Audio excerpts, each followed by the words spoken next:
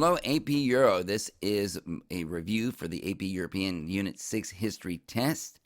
And I'm going to go through these questions, let you know what I think. And as you write your thoughts to these questions, think in terms of who, what, why. Think in terms of causes, circumstances, and effects. Well, let's start with people of the Industrial Revolution. Three of these people come to mind. Number one, you've got James Watt. He radically improved the steam engine by inventing the condenser, gave it tremendously more power and speed. Without James Watt's steam engine, you don't have an industrial revolution. Then you also have William Cockerell, who built a large industrial enterprise in Belgium, thus facilitating that spread of the Industrial Revolution from Britain to the rest of Europe. Another person who facilitated that spread was Fritz Harcourt. He built and sold steam engines of his own in the German Confederation. So how did the system of labor and production change under the new industrial age? I can think of three ways in which it changed. First, you had a transfer from cottage industry to the factory system. Also, the demographics went from rural to urban. Rural areas depleted, urban areas exploded. You also had a transfer from the family, change from the family of workers to the individual worker. And you also had the emergence of separate spheres. And you also had an emerging middle class. Think about that too. Not just one middle class, but numerous sections of middle class. So what factors made the Industrial Revolution start in Britain of all places? And we've talked about many of these factors at length, and we can just list them here real fast. Britain had high wages for labor. It has a small labor force. It had a culture of innovation. It had seen the agricultural revolution. It had seen cottage industry. It had the right geography, including canals, roads, access to water, coastline. It had relatively peaceful and centralized government. It had large deposits of coal and iron. It had an advanced banking system. It had skilled artisans, and it had a vast trading empire, which gave it access to lots of raw materials. And so this next question is, who commented on the Industrial Revolution? What kinds of comments did we get? What kind of reactions, responses did we have? One of the people we might want to mention is Andrew Urey, U-R-E. He praised the factory system for all of its good conditions. Don't know what factory he was at. Edwin Chadwick kind of praised the factory system. He thought that the working class had it pretty good because of all the necessities and the luxury items that they were able to buy now. But then you had Friedrich Engels, Marx's good friend, who thought that the factory system was appalling and exploitative, and working conditions there were worse than ever. And you also had Robert Owen, who complained about the use of children in the factory system, and he worked hard to get that changed. Another person that we didn't talk much about, if any, was Friedrich List. And Friedrich List wrote a book whose title says it all. In 1844, it was called National System of Political Economy. And in that book, he advocated a rapid, large-scale, government-sponsored industrialization program as the surest path to national strength. Protective national tariffs were key because, free trade policies would allow Britain to destroy your infant industries, and you don't want that. So he was definitely an advocate of tariffs. Adam Smith differed from List, as we know. He advocated for free trade, free markets, laissez-faire. He was a big fan of specialization of labor to massively increase productivity. And Adam Smith, as we know, made a science of the economy. And so how were various people affected by the Industrial Revolution? Well, we can break that down into groups. For example, agricultural workers, how are they affected? Most of them lost their agricultural jobs, had to move to the cities to get new jobs.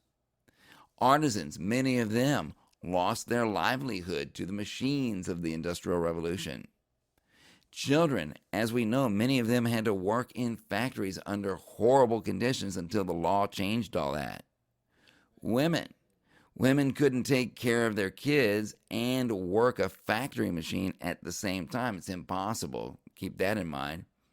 And families could no longer work together anymore at home. So what were the circumstances and effects of improved transportation on society? Well, let's keep in mind George Stephenson, who developed the rocket, the first really good locomotive, and he developed that in 1829. And it furthered the development of both first and second revolutions. And the effects of the railroad were such as this. Overland freight became cheaper and safer. Markets became bigger and even nationwide. And larger markets meant that you have to build bigger factories now with more capacity because you're selling to a wider market. Also, as a result of the railroad, the Industrial Revolution spread to more industries than it had been before. A greater variety of products became cheaper, and cottage industry workers and urban artisans both suffered from all of this, of course. Wider markets, because of the railroad, created a strong demand for more unskilled workers. And this caused the growth of a new class, urban workers, the urban working class. So Ireland, what were Ireland's circumstances under British rule? Keep in mind that Ireland lived in extreme poverty. It was an agricultural economy. It was almost completely Catholic, and they rented their land, and landlords were typically Church of England and typically lived in England, and they set rent levels to any amount they wanted to, and they evicted people who couldn't pay at all. Well, keep in mind, Irish farmers lived almost entirely on potatoes, and the Great Famine of 1845 to 1852 in Ireland was an absolute calamity for the country. And it was caused by a potato blight, which was a microorganism commonly called water mold. It affects both potatoes and tomatoes, and it caused 100,000 people to starve outside. That's just outside of Ireland. Up to 1.5 million died. Another million left the country. And Ireland was the only country in Europe with a declining population during this time. The British government was extremely slow to respond. Everybody knew that the demand for grain was about to skyrocket since there were no potatoes to eat. All you had was grain. So the demand for that was going to skyrocket. And this meant that the price of grain was also about to skyrocket. So more grain from outside Britain had to be made available. But the Corn Laws, don't forget the Corn Laws, with their steep import duties, that made it too expensive for other countries to send their grain and sell their grain to Britain, even when food supplies were short. And so Prime Minister Lord Robert Peel got the Corn Laws repealed in the year 1846. Wasn't easy. The Whig Party was all for it, but the Tory Party, who consisted entirely of landowning aristocracy and who had the most to lose from the repeal of the Corn Laws, were against repealing these laws. And so Lord Peel, who was himself a Tory, had to go against his own party. And only a small minority of Tories would go along with this repeal of the Corn Laws.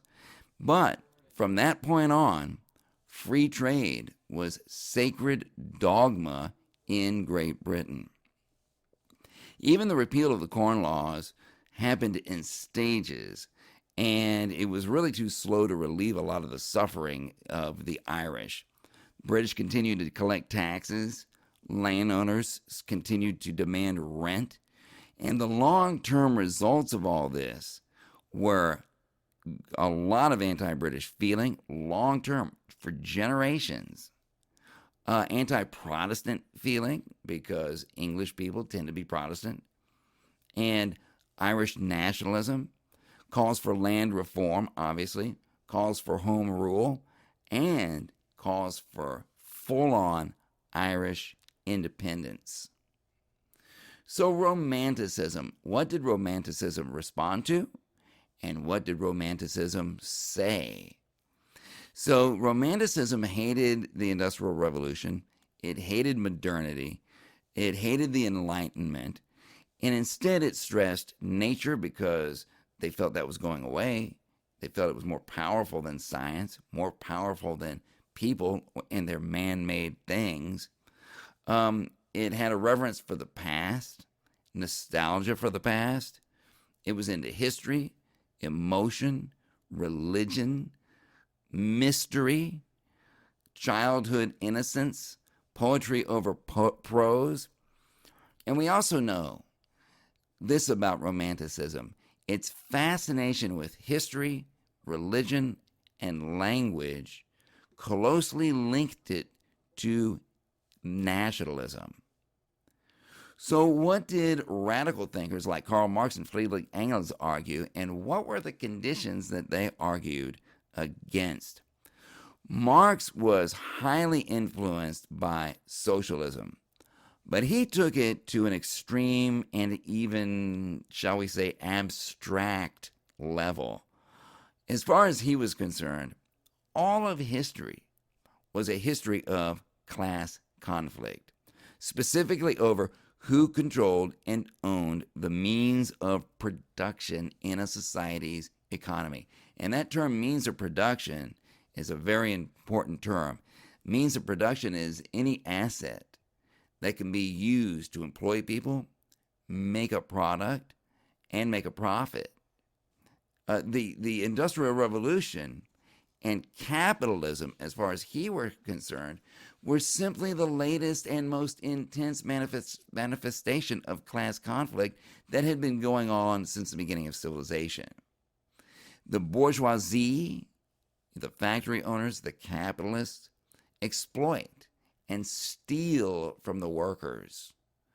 And Friedrich Engels called the middle class thieves and murderers, and said that urban workers were living in worse conditions than they ever had under agriculture or under cottage industry.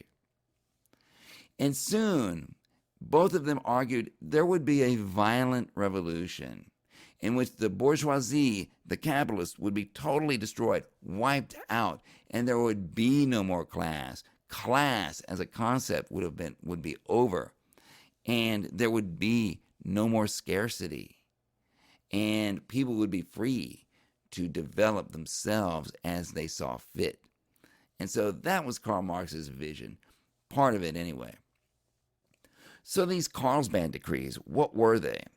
What were the Carlsbad decrees of the German Confederation, and what did they say? Well, this goes to Germany in 1819. And the Carlsbad decrees were centered on the universities in Germany.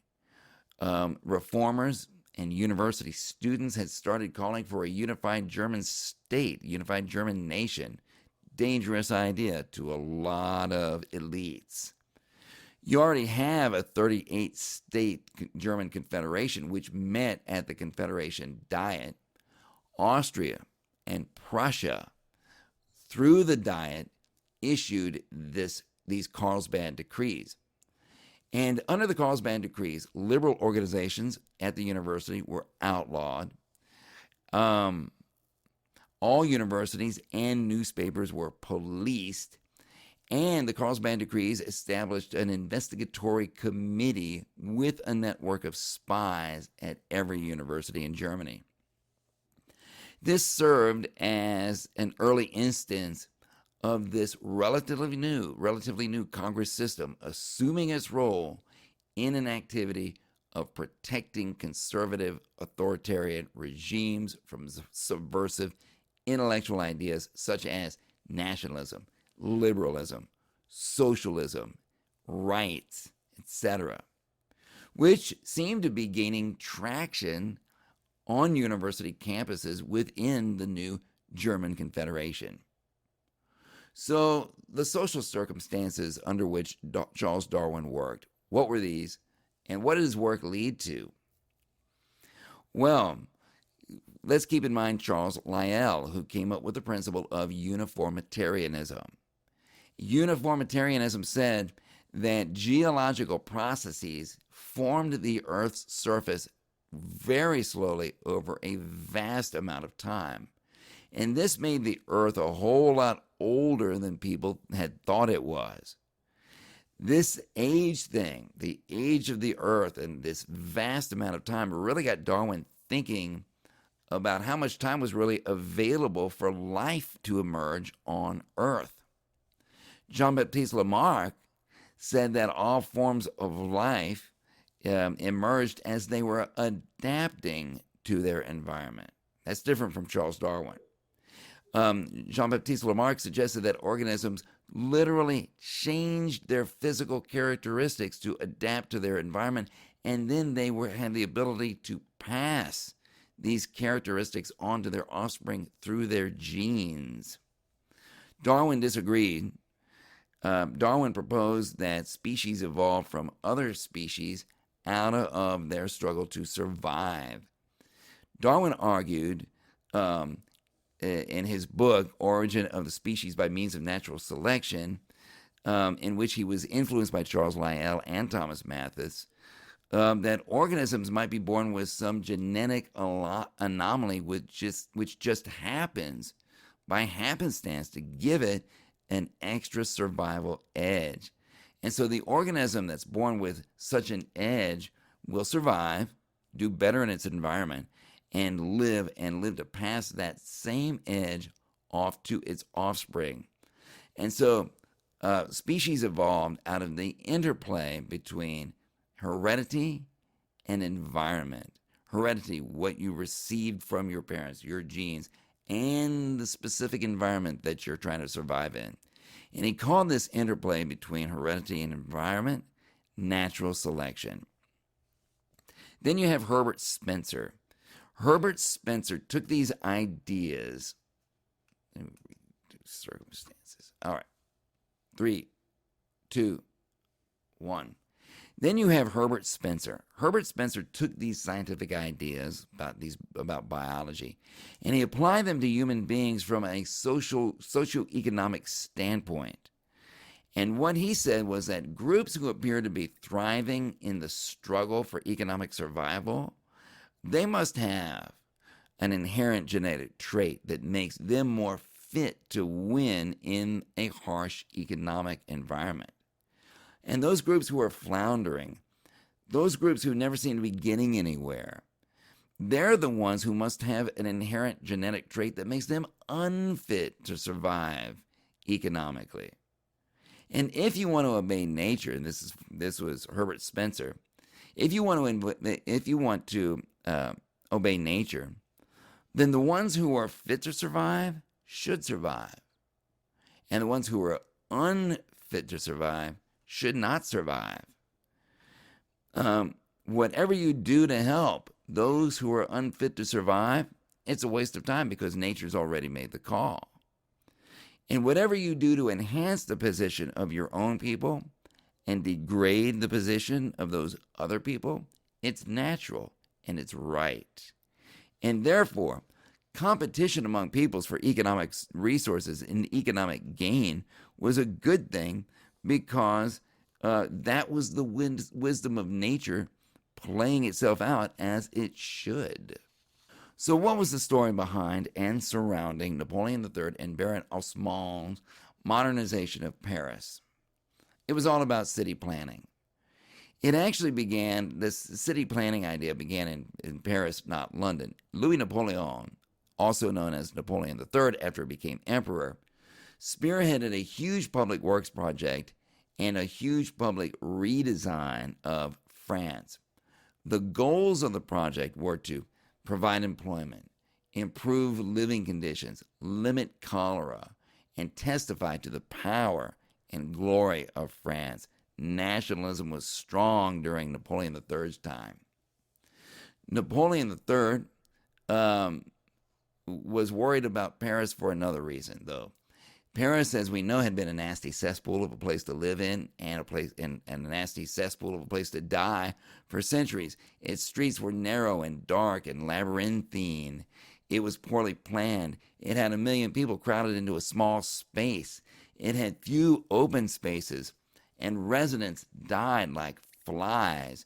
And all of this made, as we've seen numerous times, made Paris a hotbed of unrest and violent uprisings, which Napoleon III wanted to prevent. So Napoleon III put in charge Georges Osman, and Georges Osman was an aggressive planner. He was energetic, he was impatient, and he did 5 things over the course of 20 years. Number 1, he widened and straightened the streets, got rid of the slums, created parks and open spaces, and built sewers and built aqueducts for fresh water. So what was the same and what was different about the first and second industrial revolutions? Well, the thing that was the same more than anything else was the steam engine. Both revolutions made massive use of the steam engine.